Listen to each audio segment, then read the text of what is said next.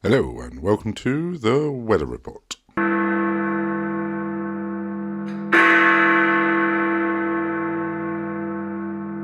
That was the chime. Now is the time for the Weather-report. Welcome and thank you for joining me on my journey to visit and rate every Wetherspoons in the UK and Ireland, awarding them a wooden spoon if you should give it a miss, or a silver spoon if you should put it on your hit list. Please, if you've been enjoying the podcast, please leave a review. It does help me very much. Also, if you have any thoughts at all about the podcast, please email me at perrysoldspooners@hotmail.com. This week, we will be reviewing the commercial rooms in Bristol and the Berkeley in Bristol. But first, it's Wetherspoons in the news. Our first news article is from Bristol Live and is about former Wetherspoons given a new lease of life. The Victorian pub in Hanham has been taken over by Zazu's Pub Group and is the sixth pub in the group. It's a shame it's no longer a Wetherspoons, but I'm glad there isn't a pub. There isn't a pub. The pub isn't sitting empty. Pictures of the inside look nice. Kind of appears to be your standard battleship grey and moody blue paint, which appears to be all the fashion at the moment. There is still a Wetherspoons sign attached to the building, which I thought was something that Wetherspoons would have taken with them. The new owner has said they will be opening for breakfast soon, as there has been an overwhelming demand from locals. Absolute brilliant stuff. You can take the spoons out of the building, but you can't take the building out of the spoons. Anyway, sorry. Our next article comes from the BBC. It is about a Wetherspoons opening in Marlow, which has been described as a more affordable space. The Grand Assembly Rooms, which will create around 70 jobs and will be open on the 24th of September. Wetherspoons has spent around 3.5 million developing the pub in the Market Square in the former M&Co store. The name of the venue is taken from the assembly is hosted at the former market adjacent to the site. It explained its typical 18th, 19th century assembly halls, providing gathering spaces for members of higher social classes, and played host to masquerade balls, public concerts and general assemblies. Town leader Chris Funnell said that the new business has got local residents talking, and is believed that it would bring jobs and increase foot traffic. Next up, we have the Sir Henry Seagrave on Lord Street, Southport, where the upper level is being converted into a 30-room hotel, which is also great, so that you can see out onto the sea there and enjoy the views. Lovely stuff. And then finally, The Sun is reporting that Wetherspoons are dropping drink prices at about 700 of their pubs. There's no exact date when it could be, but it could be any day now. The prices they predict will be something of similar to, so a pint of Ruddles, which is running at 185, would probably drop to 179. Bell's would probably drop from 185 to 179. Bud Light will drop from 239 to 199. No, still wouldn't, would you? Then Worthington's Cream Throw from 199 to 199. Okay. Stowford Press would go from 239 to 199. That's a good deal. And then they're saying a single measure of vodka. Sorry, that's AU vodka. With a mixer would go from 241 to 199. And a single measure of XIX vodka. Sorry, that would be 19 vodka. Or would it be XIX? No, it'd be Roman numerals. It would be 19. Yeah, because the one is before the X. Yeah. So from 241 to 199. Fantastic, that isn't it? So Wetherspoon's really trying to get people through the doors, and that's really sort of good news for pub goers across the country. Next up, we have the reviews.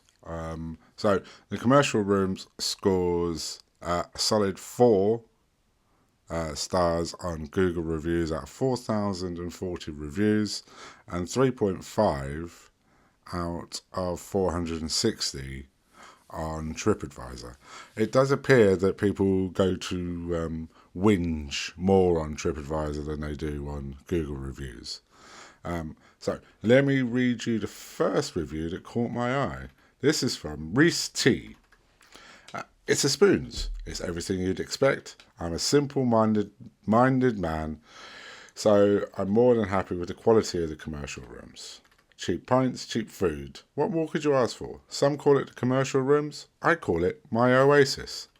The atmosphere is pretty nice on a Friday and Saturday nights, as well as everyone is enjoying cheap pints. Toilets are stanky, not appealing most of the time, but like I said, it's a spoons. We're not here to professionally critique the place. Awkward. We just want cheap food and cheap pints. Very nice. I think Reese T here might be a good relief host for the Wether-report, should Pepsi and I not be available for duty. Then the next review. Again, it's a solid 4 stars from Brain Damaged Baron, who says, went for breakfast at the commercial rooms while visiting Bristol. Here's some Wetherspoons, and very much a case of deja vu when you enter the premises of one of the chains. Bar tables dotted around the building in various states of cleanliness, 10-mile hike to the toilet, and the usual suspects on the menu. It's stunning building, nice setting to enjoy your visit. Our food soon arrived, served by a member of staff who seemed reasonably cheerful, though I suspect the rigours of standing by a microwave had probably taken the edge off his chirpiness. 2 traditional breakfasts sat on our table and awaited our scrutiny. Our knives and forks.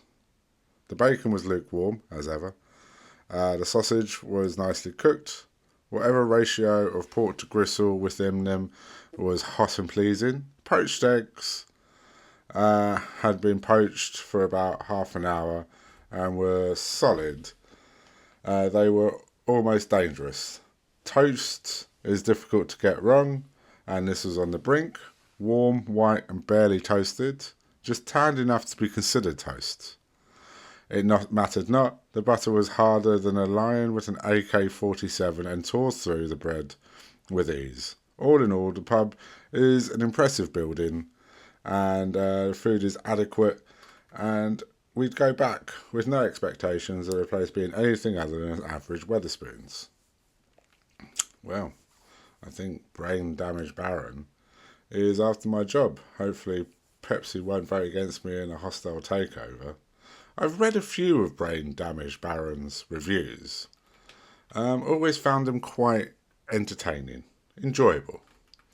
And then we have Bailey A, who says, there are many things that you should not do in this life, and one of them is order the chili heatwave burger from Wetherspoons. Never in my life have I been so amazingly disappointed and let down. Disgusted, bland, devoid of love, and devoid of any flavour whatsoever.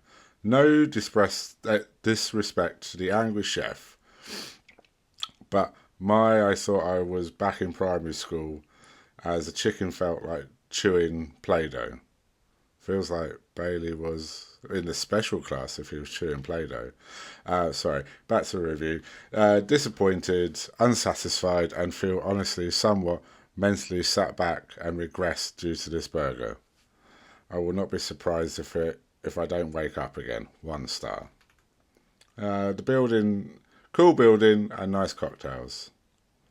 I feel like using hyperbole like this makes the reader less inclined to believe you, and also makes the reviewer seem less trustworthy.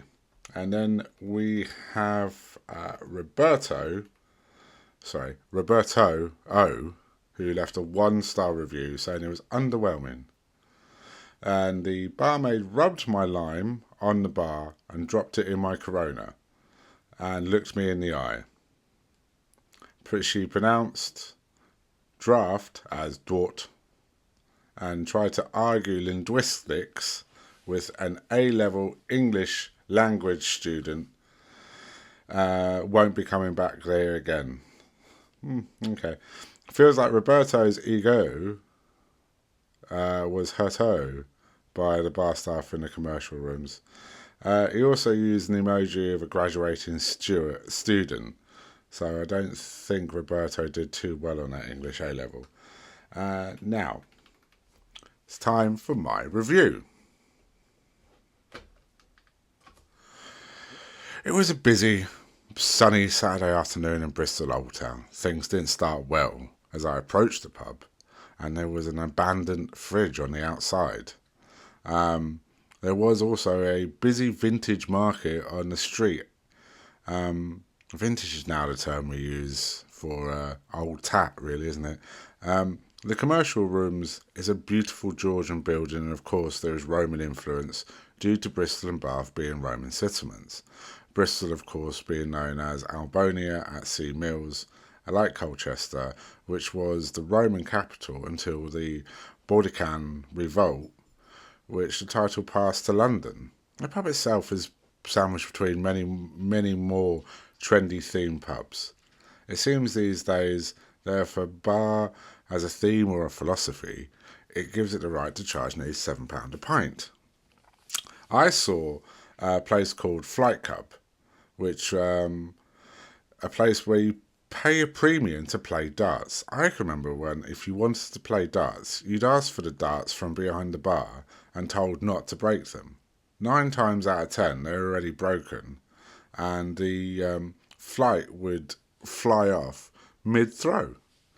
Now, I entered the commercial rooms. It is a large pub and was full of hen and stag do's. It was very busy, but I managed to find a table, the smallest, saddest table I've ever sat at. I nicknamed it the sad single man seat. Table 75 if you want to verify. It was barely big enough for my plate when the food came out. The table wasn't clean, and I don't think any table was clean. There was 2 lovely tables at the windows looking out and watching the world go by. The sort of seat you could sit at all day and just staring at the world. I was staring at a wall. As I said, there was lots of hen and stag parties, and people like myself going to a wedding. I'd only been invited to the evening during my cousin's wedding, and even he was surprised I turned up. But I ordered the American triple cheese and a pint of what they had on it was called Ottertaker. They'd have a lot of otter-themed beers on. Seemed to be a local brewery. I enjoyed the Ottertaker. The food itself arrived quickly within 8 minutes, which is quick all things considering. I was expecting a longer wait. I'm guessing Ottertaker took its name from the 1927 novel by John Henry Williamson, Tarka the Otter, which I've never read, but from the brief synopsis I've just read, sounds heartbreaking. The food was good. Again, I'm surprised by the state of the pub. Something I have noticed about doing these reviews is the Wetherspoon short sauce shuffle, which is the panic you exert when your food is delivered and you don't have any sauce, and you shuffle in your seat from side to side looking for the short sauce station. Everything was good. The burger, the chips, the onion rings were all a good temperature. Nothing burnt my mouth and nothing was stone cold. I enjoyed it and set myself up for a lovely day ahead. The building was truly impressive. The inside is also something to behold. The yellow and orange walls are somewhat of a daring choice. It made me feel like I was in a Stanley Kubrick film. I really enjoyed my time there. I had a second pint, which was Shipyard, which was a bit of a disappointment as I didn't pour it with a sparkler, so it came out smooth. It was just loose, very strange. And then the toilets. It was a long walk, just over a minute. Very, very uninspiring toilets. I could see what Reese T was saying. I think they could get quite bad as the evening went on. Now, let's go for the scores on the doors. Cleanliness, not scoring high here. Couldn't see a table that was actually clean or anyone clearing tables. Speed of service, it was under 10 minutes. It was 8 minutes, which is grand considering. Staff, they were well organised, functional, friendly enough considering how busy it was. The 3 T's, time to the toilet. It was an endless mountain to climb, especially when you need a wee. Toilet cleanliness, they were clean enough. It didn't feel dirty in them. But I could see how they weren't new toilets, and they had definitely seen their fair share of action, I guess. The food arrived hot and tasty. It was all lovely and good. Quality of drink. The Otataka I had tasted fine. And then my Shipyard, which didn't have a sparkler, which wasn't great. But all in all, yeah, I enjoyed it.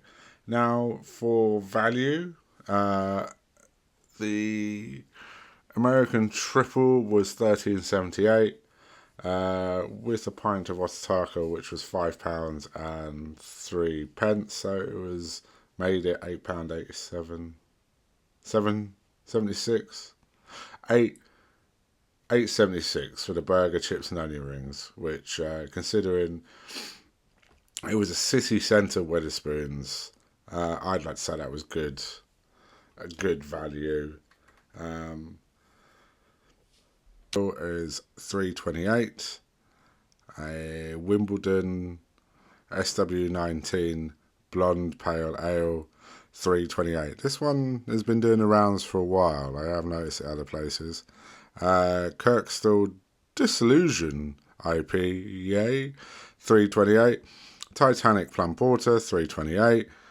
Grainstone Rutland Beast, $3.28. Otterhead, $3.28. And then you've also got Theakston's Old Peculiar, $3.28. And Thornbridge Jaipur at £3.75. That was a real lovely drop. If you ever get the chance, do have it. Now, for lagers, the cheapest one you would get would be a Bud Light at £3.05. You've really talked yourself out of that one. Shipyard was £3.69, and Guinness here was £3.38. And then a cheapest gin would have been a Gordon's at a single at £4.62. So the value is not as good as we've seen at other places, but still, I think it's worth a visit. I am not going to lie though that visiting the commercial rooms was a lot like sitting in a beery puddle. It was also a very busy Saturday in the centre of Bristol, and I think that is the charm of it. That's what I expect on a Saturday in a busy afternoon in Bristol. All a bit dirty, all a bit tatty, and I think it's worth the visit. It's real. It feels real and gritty.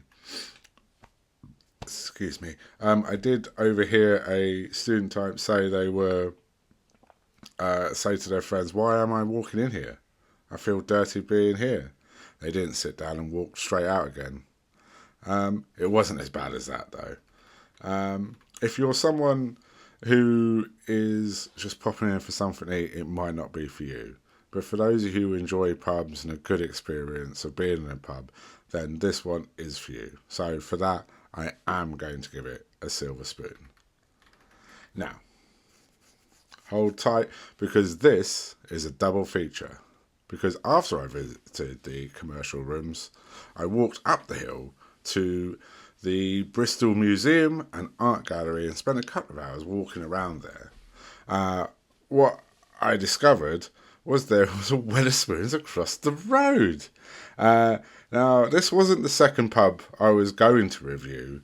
I was going to review another one at breakfast the next morning, but I got up late, and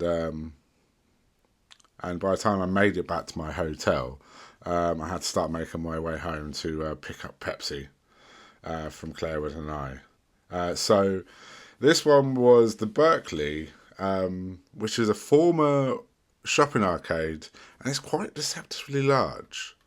On the reviews, it has 3.5 on TripAdvisor from 299 reviews and 3.9 of 1,941 reviews on Google.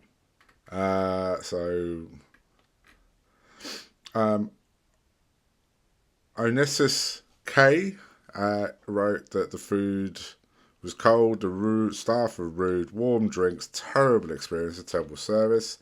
DJ visited early on a weekday evening when there was no more than 5 groups in the pub, yet they had to go and chase our drinks order up after waiting 15 minutes.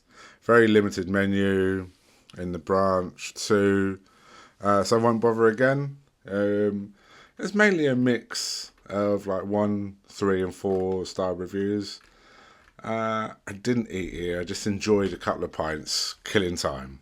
It was later in the day, and the Hindus were drunker, the evening crowds were piling in, the clothes were getting dressier. I ordered a shipyard, which again didn't come smooth like I expected. Now, does the shipyard where you are come smooth, or does it come just poured? That's the only way I can describe it. Please let me know. Perry's Old Spooners at hotmail.com. And please, if you are enjoying it, leave a review. Yeah, thank you very much. Sorry, let's carry on with that. I sat watching the people come and go when a woman approached me and asked if I was following her. She had noticed me staring at the wall in the commercial rooms, and now I was sitting in the Berkeley. It was rather a comical accusation coming from a woman wearing a phallic tiara.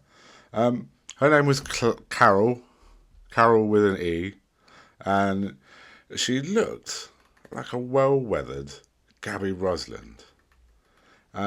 She was part of one of the many Hindus, and she was the mother of the groom, and they were from Oxford.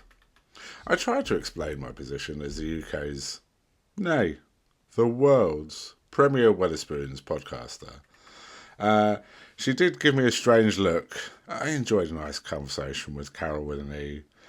She enjoys a good Wetherspoons too, and will often make an effort to go to the Swan and Castle in Oxford for a curry club.